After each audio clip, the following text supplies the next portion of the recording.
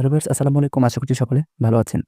সহকারী শিক্ষক নিয়োগের ২ ধাপে লিখিত পরীক্ষা ২ জানুয়ারি। এই নিউজটি গতকাল প্রকাশিত হয়েছে প্রথম আলোতে। তো পুরো বিষয়টি আপনাদেরকে বিস্তারিত জানানোর চেষ্টা করব। যারা এই ভিডিওটি বিডি সার্কুলার নিউজ চ্যানেলটি দেখছেন তারা অবশ্যই চ্যানেলটি সাবস্ক্রাইব করে আমাদের সাথে থাকবেন। প্রাথমিক ও গণশিক্ষা মন্ত্রণালয় সূত্রে এ তথ্য নিশ্চিত হওয়া গেছে। গত বুধবার প্রাথমিক শিক্ষা অধিদপ্তরের নিয়োগ শাখার গবেষণা কর্মকর্তা মাহবুবুর রহমান এ তথ্য নিশ্চিত করেন। তিনি জানান, প্রাথমিক ও গণশিক্ষা মন্ত্রণালয়ের এক গুরুত্বপূর্ণ বৈঠকে পরীক্ষা গ্রহণের এই সিদ্ধান্ত নেওয়া হয়।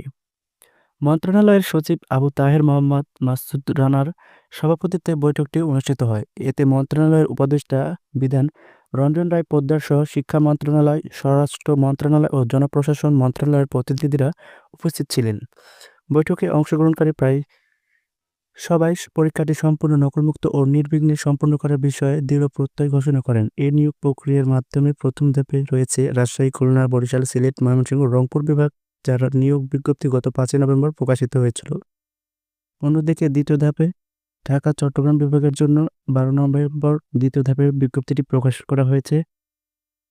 বিপুল সংখ্যক আবেদন জমা পড়ায় এবার প্রার্থীদের তীব্র প্রতিযোগিতার মুখে পড়তে হবে। প্রথম ধাপে ১০,২১৯টি শূন্য পদের বিপরীতে মোট আবেদন জমা পড়েছিল ৭,৪৫,৯২৯টি। সেখানে প্রতি পদের জন্য প্রায় ৭৩ জন প্রার্থী প্রতিদ্বন্দ্বিতা করছে। তৃতীয় ধাপে আবেদনকারীর কাছ থেকে ব্যাপক সাড়া মিলেছে। এই ধাপে ৪,১৬৬টি শূন্য পদের বিপরীতে আবেদন জমা পড়েছে ৩,৩৪,১৫১টি। এই ক্ষেত্রে প্রতিটি পদের জন্য ৮০ জনের বেশি চাকরি প্রত্যাশী লড়বেন।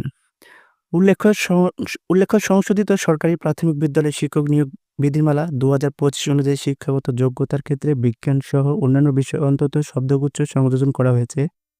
এর ফলে বিজ্ঞান বিভাগের প্রার্থীরা সরাসরি নিয়োগে অগ্রাধিকার পাবেন। নিয়োগ কার্যক্রম সুষ্ঠুভাবে পরিচালনার জন্য গত ৩১ আগস্ট প্রাথমিক শিক্ষা অধিদপ্তরের মহাপরিচালককে চেয়ারম্যান করে ৮ সদস্যের কেন্দ্রীয় প্রাথমিক বিদ্যালয়ের শিক্ষক নিয়োগ কমিটি গঠন করা হয়েছে। তো এখানে আপনারা নিশ্চিত হলেন যে জানুয়ারি আপনাদের কিন্তু লিখিত পরীক্ষা প্রথম ও দ্বিতীয় ধাপে অনুষ্ঠিত হবে।